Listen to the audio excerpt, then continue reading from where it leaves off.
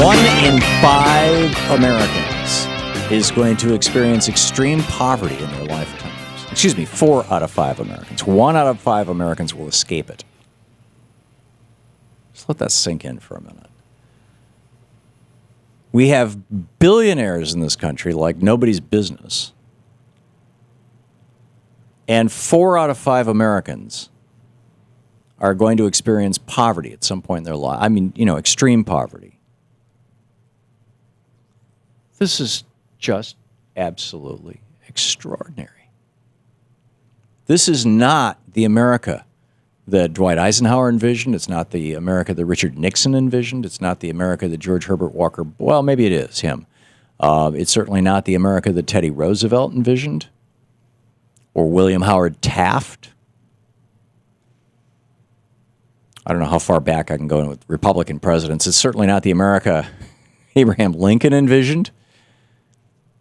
I mean, it may well be the America that Herbert Hoover and Calvin Coolidge and Warren Harding envisioned. And George W. Bush is probably just fine with it. But, apparently he's quite fine with it because he was the most recent president who had an opportunity to do something about it. But we all seem to ignore poverty in America. I mean, to the point where Bill Clinton felt comfortable saying welfare as we know it is over. We're going to end welfare as we know it. Lyndon Johnson's war on poverty. Give people some boots with bootstraps that they can pull themselves up by, and they will. But they've got to have a basic starting point. People are not born literate. And they're not always born into families that are literate. If you want to break the cycle of poverty, you have to insert yourself into that cycle and lift somebody at least up to the upper edge of poverty, or the bottom edge of the middle class, so that they can have that experience and move forward and raise the next generation a little better than them, and on it goes. And if we're going to freak out about gun violence in the United States, we need to look at, as Bill Frady actually correctly pointed out, we need to look at all violence.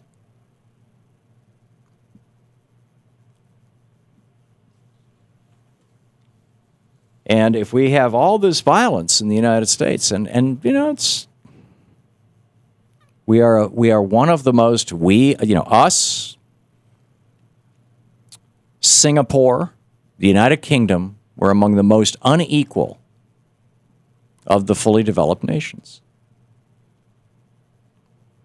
And so into this mix, into this toxic mix of severe poverty, of, hopelessness and helplessness in many cases, you're going to throw guns? Now, the most common use for a gun, by the way, in the United States is suicide.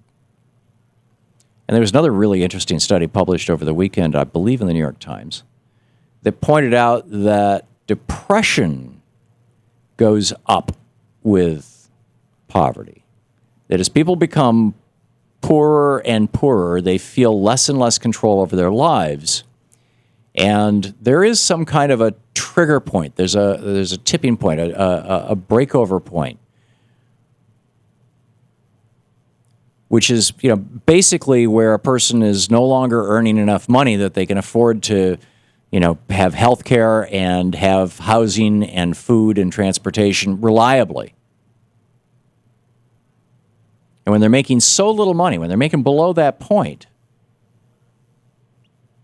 and they're having to say, okay, am I going to eat today, or am I going to take my blood pressure medication, or am I going to, sleep on the street next week?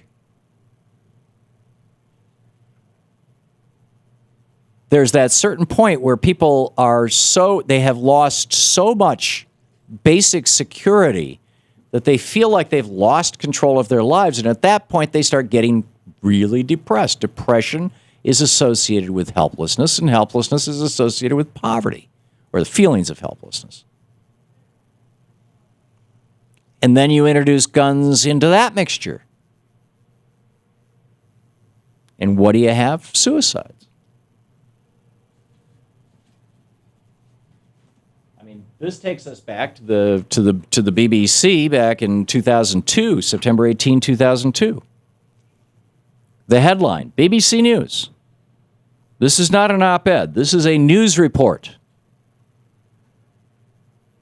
The suicide rate, the first sentence of the article, the suicide rate increases under conservative governments, research suggests.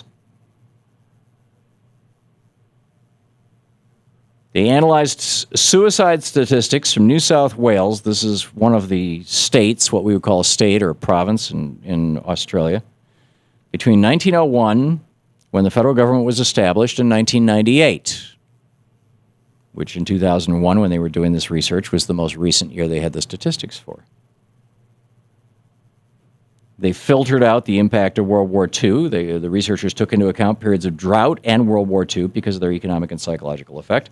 But after adjusting for these factors, the figures clearly showed the highest rates of suicide occurred when both conservative state and federal governments were in power.